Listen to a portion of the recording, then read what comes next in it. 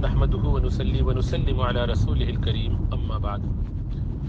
Allah subhanahu wa ta'ala mentioned the story of Musa alayhi salam and the people of book who followed him, the Israelites, when they were delivered from the oppression of Pharaoh, and Pharaoh were drowned and the people were drowned. Musa alayhi salam and Israelites, they managed to escape by the help of Allah subhanahu wa ta'ala. Then they were in this bewilderment for about 40 years or so. And when they got settled there with the favors of Allah subhanahu wa ta'ala, having food and drink, shade of cloud, everything they demanded, Allah subhanahu wa ta'ala provided them.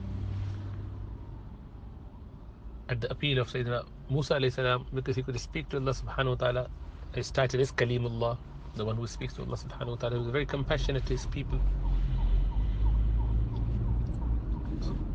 Then Allah subhanahu wa ta'ala invited him to meet and get the commandments, the rules. So he went on this meeting with Allah subhanahu wa ta'ala, inspirational meeting obviously, around the Mount Sinai. He initially planned for 30 days, but then extended it to make it 40 days. Samiri, he was one of the people there. He got this idea of insinuating this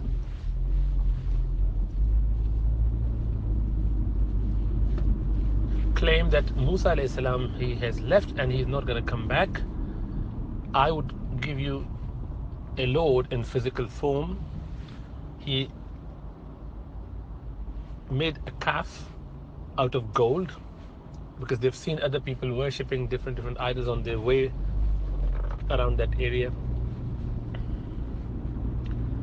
And then he got people's gold, created that calf, and put it in such a way that would make a funny sound by the air going in and out of it from one side to the other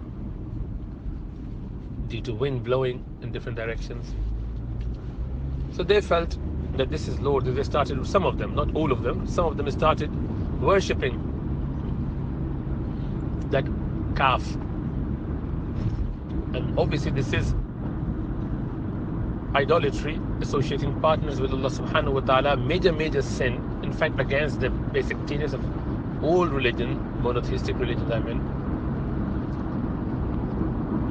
When Musa alayhi salam returned after 40 days, he found out about this, although Allah subhanahu wa ta'ala already mentioned that you people have done this, go back and find out what's happening to them. Obviously, naturally, Musa alayhi salam would want to stay there for a bit longer in his spiritual retreat with Allah subhanahu wa ta'ala. When he returned back, he was very upset, and he had the tablets with the commandments written there. He left behind his brother, who was older, Harun, alayhi salam, but he was as a subordinate to him in his prophethood.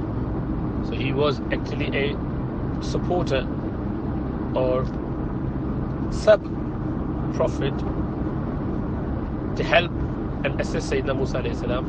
And Musa alayhi salam asked Allah subhanahu wa ta'ala to send him or appoint him as his supporter, as his vicegerent. So when he went to see Allah subhanahu wa ta'ala to meet him, he appointed Sayyidina Harun alayhi salam to stay back and look after these patients and make sure, these people and make sure that they do not get into trouble. The people overwhelmed him, but he couldn't control them. He advised them, but they wouldn't listen to him. So Musa alayhi salam got straight to him, held onto his beard and shook him back and forth. He was very upset with him. So why did you do that? What did you do? Why did you not stop them? Like he was quite unhappy with him. Harun alayhi salam, despite being older brother, he knew that Musa alayhi salam is way higher in rank with Allah subhanahu wa ta'ala. So he requested that, please forgive me, I tried my best, but I didn't want to split people, and they were actually dividing on this issue. So I said I would wait for you to come back. Musa alayhi salam, anyway, when his anger abated, he got this idea from Allah subhanahu wa ta'ala. Allah subhanahu wa ta'ala inspired him as a punishment. Those people who worshipped idols, this particular idol, they should get their own family members to kill them. So kill yourself mean kill your own brethren, not to commit a suicide. So each family member would take their own family who committed this heinous crime. And this is in Bible as well, and this is in Quran as well. So a lot of these people got killed as a capital punishment for them going against, despite seeing all the signs. So this was apostasy, and apostasy is not permitted in any monotheistic religion. So they did not have a chance at all. So because they've seen all the miracles, they were with prophets, they believed in it, and yet they would go against the teaching. For their apostasy, they were then asked to get their own family member killed, and they accepted that because they realized that that was their punishment and that was appropriate. So they didn't, protest against it at all. So that's what it means. فَقْتُلُوا أَنفُسَكُمْ means kill your own people, because if someone else does it, there'll be tribalism, infights, anger, rage among people. There'll be split, drifts and rifts.